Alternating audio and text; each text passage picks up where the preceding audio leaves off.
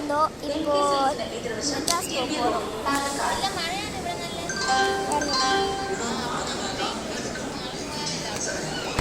டெஸ்டி பேட்டெல்லாம் சும்மா டெஸ்டி பேட்டெல்லாம் இப்போ போக வேண்டாம். 8:30 மணிக்கு தான் இதுவே ட்ரெயினு. இப்போ 7:53 ஆகுது. 8:30 மணிக்கு ட்ரெயின். 8 மணிக்கு ட்ரெயின். எவ்வளோ நேரம் தான் இருக்குன்னு தெரியல. போயிடலாம் ட்ரெயினில் ஏறி. இப்போதான் பசிக்கிட்டு அப்பா அச்சா வாங்கி தர மாட்டேன்னு சொல்லிட்டேன். இவர் எங்கள் தாத்தா தான்.